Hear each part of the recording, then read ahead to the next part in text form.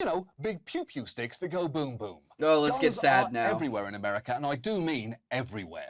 How many guns do you think I can hide underneath a Hawaiian shirt? Of course, we got the gray man. Got my Beretta Model 85. Feels like a Car Arms CT-45. Charter Arms, undercover, 38 Special. Grandpa Dave's old Derringer. This is a Sky CPX-2, Smith & Wesson 442. Oh, wait, one more. North American Arms Sidewinder, 22 Magnum, just in case you need something small. Wow. That is the second most horrifying What thing the you can fuck, find dude? coming at you in a Hawaiian shirt right after John Lasseter on National Hug Your Boss Day. Although I will say, the reveal of the Thumbelina-sized gun in his Tommy Bahama pocket was an M. Night Shyamalan-worthy twist. Well done, tiny gun. You are both superfluous and surprising. But this story isn't so much about guns themselves as it is about one particular law that significantly expanded how they're used. I'm talking about stand your ground laws. 30 states currently have them, and while they were initially pitched as a law and order measure to protect people forced to make difficult decisions in impossible life or death situations, in practice, they can be invoked in incidents that really seem like they didn't need to turn deadly. Absolutely. The man who shot and killed a father of 4 at a Florissant bar is free tonight. So far, the gunman's not facing charges for the shooting at Show Me's Bar and Grill on Wednesday afternoon. The St. Louis County prosecutor says he needs more time to decide whether he'll prosecute the gunman. That's because Missouri's Stand Your Ground law is complicated. Scott Berry was killed when an argument over how heavy a dog could weigh became physical. Holy What shit! the fuck? Not only is that a massive overreaction, it's a pointless argument. Everyone knows dogs come in a wide array of sizes, from pocket-sized sweeties to slender kings, to dense boys, to droopy boys, to big honking boys, to standard. That's just veterinary science. I live in Missouri. Stand your ground laws gained notoriety nearly a decade ago when police claimed that Florida's law kept them from initially arresting George Zimmerman after he shot and killed 17-year-old Yeah, Trayvon he Martin. claimed More recently, stand your they've been ground. floated as a potential defense for the killers of Ahmaud Arbery. And those are just 2 devastating examples of many. And don't worry, we're not going to show you the far too plentiful footage of people getting shot in public places tonight. Frankly, you. we're just one senseless murder away from HBO Max putting this show in the endless parade of human misery category alongside Chernobyl and Entourage. But given the Jesus. prevalence of stand your ground laws and the racial disparities in who they do and crucially don't protect, we thought tonight Yes. it'd be worth taking a look at them. And let's start with why exactly stand your ground laws were created. Because before they came along, most states already had self-defense laws on the books that traditionally included an element known as a duty to retreat, meaning you couldn't resort to using deadly force in a confrontation if you could safely avoid or de-escalate it. Now, in many states, an exception that makes to this rule perfect was the sense to so-called me. castle doctrine, a legal theory arguing that your home is your castle, and there you can use deadly force much more broadly to protect yourself against intruders. That makes The sense to me key too. thing stand your ground laws did was remove that duty to retreat from public places, basically extending the castle doctrine to anywhere you have a legal right to be. If you have a reasonable fear weird. someone might hurt you, you have just as much right to shoot them in the street as you would if they were coming through the window of your house. And this change was largely thanks to the advocacy of one woman with a pretty compelling story. Marion Hammer says she was walking to her car after a long day at the office when she was accosted by a car full of men. But she had a surprise for them. I drew the gun up through the headlights of the car and I aimed at the driver. And somebody in the car screamed, "The bitch got a gun." The bitch got a gun. I honestly did not expect to hear that come out of that woman's mouth. Help yourself to some hard candies in the ceramic pig? Absolutely. Take off your boots so you don't track anything on the wall-to-wall carpeting? Of course. But a curse word? In the daylight? Not In the 10,000 daylight? contractions of the universe. But the important part of her story concerns what she claims a police chief said to her after she told her story publicly. The police chief told me, "Well, in that situation, if you'd called the police, we'd have arrested you because you were the only one who employed the use of deadly force." They had a vehicle. And that made me angry. And that argument is the absolute core of the case for stand your ground laws, that Marion Hammer could have been arrested for simply defending herself. Now, she wasn't, of course. That didn't happen, but someone said that she might have been, and that made her angry. One cop said about that. Marion Hammer seems like a sweet, everyday grandmother, right down to this feline glamour shot of her posted on the cat breeder's website. You should know she's also one of the country's most powerful gun lobbyists and a former president of the NRA. She has personally helped push through dozens of gun laws in Florida alone, including a 1987 bill allowing conceal and carry permits, a law then duplicated in some form in almost every state, leading to more than 16 million Americans currently having licenses to carry concealed handguns. So, that Margaritaville arsenal that you saw earlier, you have this Dana Carvey character to thank for that situation. And while it's not entirely relevant, you should know Hammer's advocacy wasn't limited just to guns. She also successfully killed a petition from 10,000 schoolchildren to change the Florida state bird to the scrub jay, a bird so hungry it apparently eats peanuts out of your hand. Now, she objected because, in her words, begging for food isn't sweet, it's lazy, and it's a welfare mentality, and oh my God, that's robbery and murder. I don't think scrub jays can even sing. And okay, slow down there, Marion. She's a crazy old lady. She's a crazy old cat lady. Why are we letting her weigh in on anything? What the fuck? Oh my God. Oh my God. Why does she have an official position of any kind? Holy shit. Set aside lazy, welfare mentality, and robbery and murder, which is a lot to put on a bird. Scrub oh jays my can't God. sing. You might want to tell that to the scrub jay, Marion. See? That's fine. Is it great? No, it's not great. It's fine. It's sounds like a bird. Fine. Sure, the bird is no Mariah, but it's also no Roseanne. If that bird is anyone, it's Fergie. You heard me. The scrub jay is Fergie. Tweet it, talk it, put it in your pocket. I've made a flimsy take and I'm proud of it. The point is, Marion Hammer played a big part in passing one of the country's first stand your ground laws in Florida. And the passage of that bill was immensely useful to the NRA because it became a model for laws that they could then push around the country. Wayne LaPierre openly said at the time that Florida was the first step of a multi-state strategy and they were going to use the tailwind to move from state legislature to state legislature. And they did. Just 6 years later, stand your ground laws had passed in 22 states. And while following the killing of Trayvon Martin, they became increasingly controversial, states did not stop passing the laws. They just slightly slowed down. And Dennis Baxley, one of the state representatives who helped draft Florida's bill, was adamant that it should not be rolled back. We should stand beside law-abiding citizens.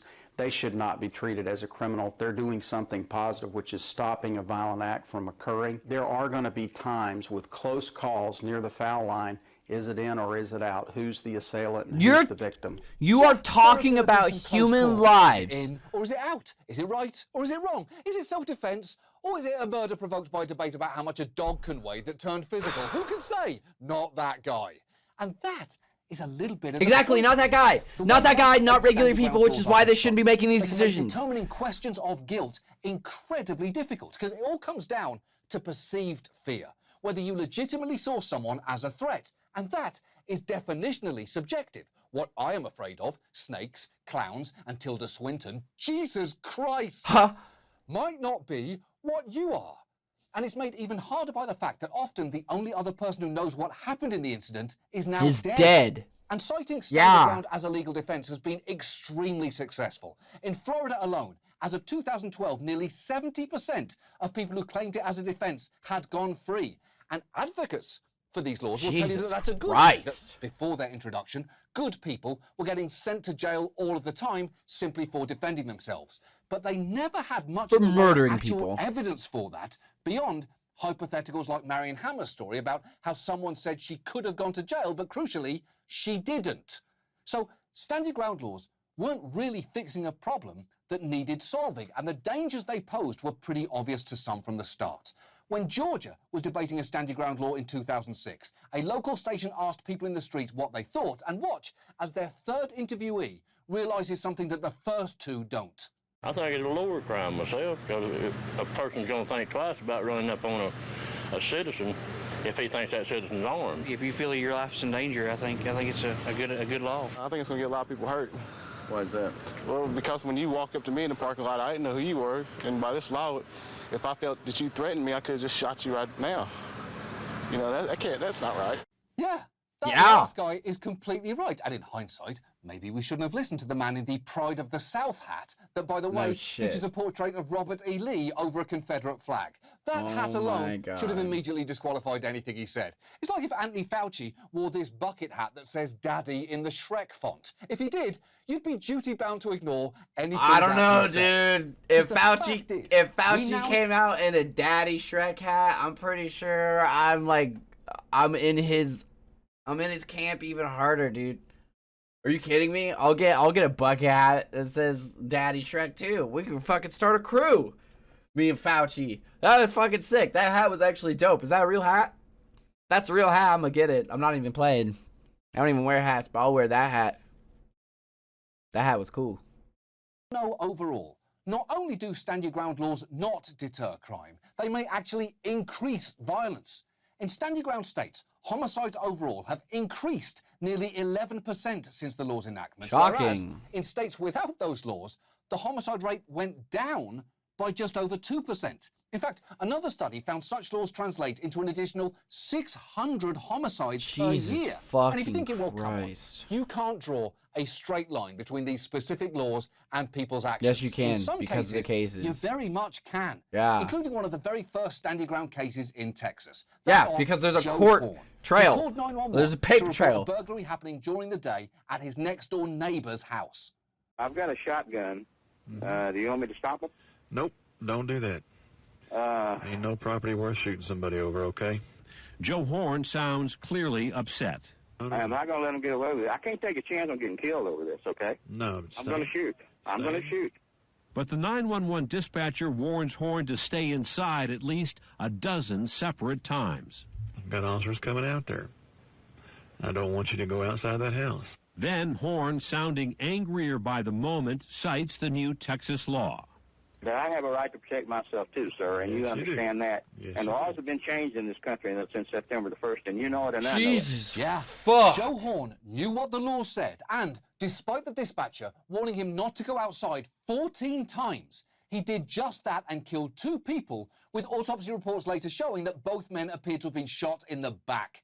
He was explicitly told that property is not worth shooting people over, which is obviously true, and certainly not your neighbour's property. If I found out my neighbour shot and killed 2 people to save my PS5, I would move tomorrow. Yeah. It's a bit hard to get your hands on, but Jesus Christ, calm down. I don't want your blood console.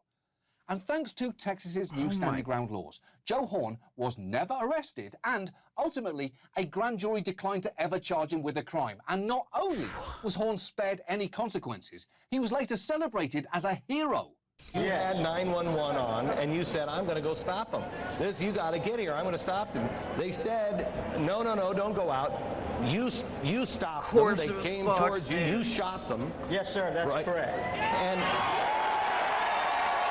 Okay. He set shot aside 2 that people. Joe He Horn murdered looks 2 like people what by happened shooting if them in the Bobby Hill back. grew up and sucked. The only time it's appropriate to cheer after someone says Oh you my shot God. them is if you're talking about the individual responsible for shooting this video of a family of bears in a swimming pool. Question, Oh. you saw the bears, you had your phone ready, and you shot them, right? Answer, yes, sir, that's correct. Cue the fucking applause. No other circumstances. He No. fell. And if these laws on their own weren't bad enough, there is now also a small cottage industry that's cropped up around them selling specialized self-defense legal assistance. Most of these companies offer What? membership packages including everything from educational training videos to money for future legal defense and bond. The US Concealed Carry Association insists it's primarily concerned with teaching conflict avoidance, but it also Clearly. gives you a wallet-sized card with tips on how to handle the call you make to police after you've shot someone, a handy feature that Oh their my founder proudly touts to God. its members. This is my very own USCCA card. You can see my name on it, Tim Schmidt. On the back of the card actually lists the exact instructions on what to say to a responding officer. Explain, I was attacked, feared for my life, and I had to defend myself. Okay, Setting aside the fact that looks like the most boring episode of Christ. Sports Center imaginable, it does feel important to point out that they've essentially created a get-out-of-jail-free card. And that, mixed with that man's get-out-of-jail-free complexion, is a pretty awful combination. And at least one of USCCA's clients apparently took the advice on that card and ran with it. Carlos Garcia's ex-wife, Jailene Ayala, paints him as a loving father who would do anything for his children.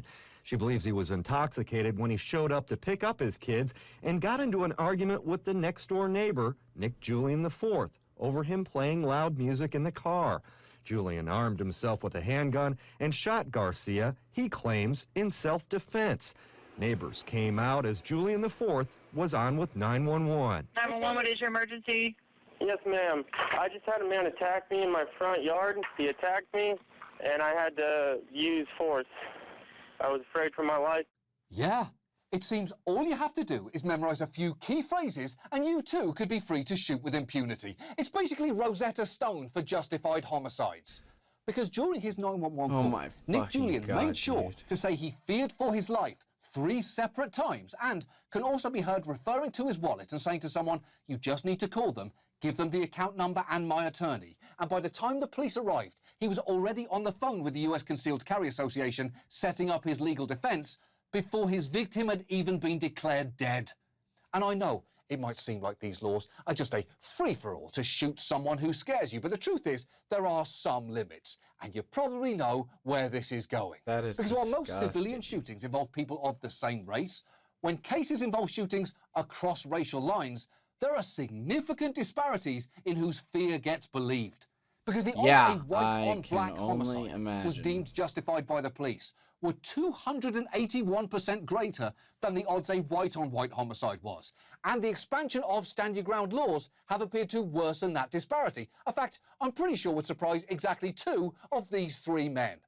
Not only that, but there are multiple examples where you would think if ever a stand-your-ground law would apply, this would be the case, and yet it didn't. Take Sawatu Salama Ra, who waved an unloaded, registered gun at a woman she believed was trying to hit her and her young daughter with her car. But even though her state of Michigan has a stand-your-ground law, and even though that incident clearly falls under a reasonable definition of self-defense without it, and even though she didn't even shoot the gun because, again, it was unloaded, she was sentenced to 2 years on the charge of using a gun to commit a felony. Oh my After outcry, fucking she was God, able to plead to a lesser charge. That wasn't before she'd spent a year in prison and she was pregnant at the time and was forced to give birth in shackles. So, despite being introduced to stand-your-ground laws actually increase violence and, given around 4 centuries of history, basing a law around who's afraid of who was always going to be dangerous. It's the reason Ohio State legislator Stephanie Howes stood up to oppose her state passing its stand-your-ground law back in 2008. Good for you. When your presence, when your being, your blackness causes fear. Do you hear what I'm saying? I've been in these floors where I hear people tell me, you know people scared of you. It's people I have never interacted with. What do you do in places and spaces when your presence, literally your face causes someone to be fearful of you? This is a bad idea for people that look like me. Exactly. That is just one of the things that makes these laws so dangerous. They can exalt a white person's fear over a black person's life and are applied so unevenly. Not can, dude. That's the whole point. Shackles, while this guy gets a fucking parade. Stand-your-ground laws have contributed to a society where vigilantes with guns feel they have the right to decide what is safety, who is a threat, and what the punishment should be. They have turbocharged everything from road rage incidents to pointless disputes over dog weights. So what can we do? Well, the answer is actually pretty simple. Don't pass any more stand-your-ground laws and repeal the ones that exist. Please repeal them. To a made-up problem, and they are actively doing harm. In the past year, at least 14 bills have been introduced in 5 states to roll their stand-your-ground laws back. And if you live in a stand-your-ground state, especially one where those bills have been introduced, you should absolutely write to your representatives to urge them to repeal them as soon as possible. And while you're at it, if you do live in Florida, or you know what, fuck it, any state, in the interest of a non-marrying hammer, why not also demand that they make your state bird the Florida scrub jay, so that it can maybe one day deliver its Fergalicious victory song? Fergalicious. That's a B+ bird. That bird is fine. That's our show. Thanks so much for watching. We'll see you next week. Holy shit.